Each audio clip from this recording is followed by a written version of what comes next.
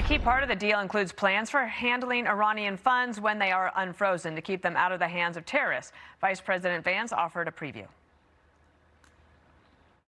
Jared Kushner actually came up with a very interesting solution with the Qataris, where basically, again, if there is any frozen Iranian assets that are unfrozen, then we have approval over that process. The Qataris have approval over that process.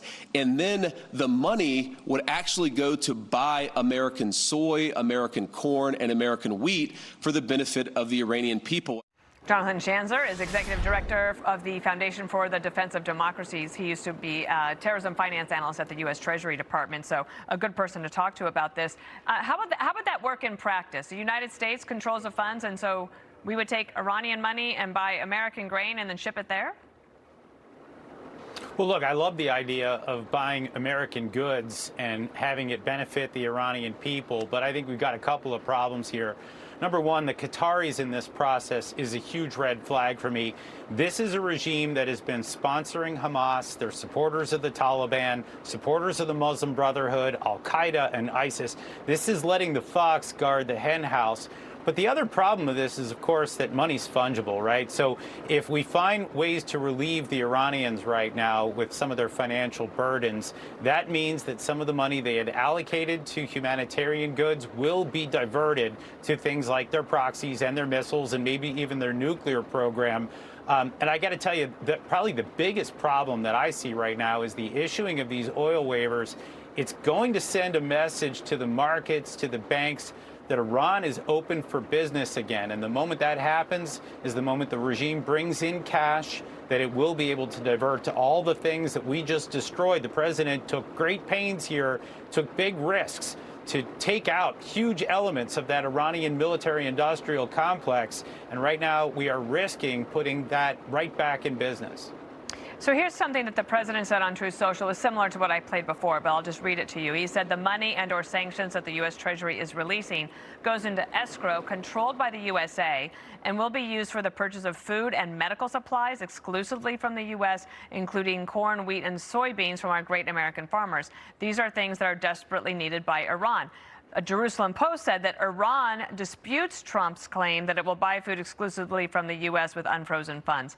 And I just want to try to put a fine point on this because there were some conversations going on yesterday.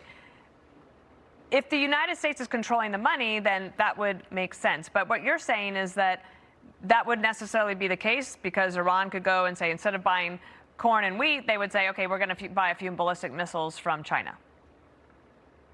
Well, right. I mean, so in other words, the money that they had set aside for buying these goods that was initially part of the budget, that means that money's now freed up to go and buy other things that we don't want them to buy.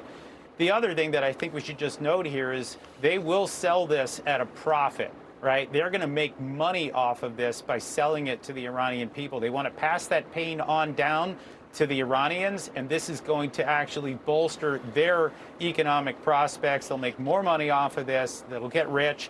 It'll go to the IRGC and the corrupt officials that run that country, and they will also then try to parlay that into some of the weapons and proxies and nukes that we're trying to prevent them from acquiring. Just one last question. At the end of this 60 days for this memorandum of understanding, what do you anticipate is most likely to happen?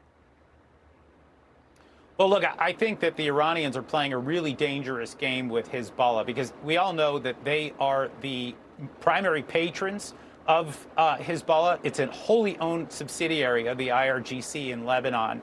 And so what the Iranians are doing is they are directing these attacks. Then the Israelis predictably respond as any country would. And then you've got the Iranians saying back in Switzerland, well, this was a violation of the ceasefire, and so we're going to close the Strait of Hormuz. This is something that the vice president needs to be really careful about as he negotiates these final terms with the Iranians. They are slick negotiators, and he really cannot fall into that trap. All right, Jonathan Schanzer, thanks for being on America's Newsroom. Thank you.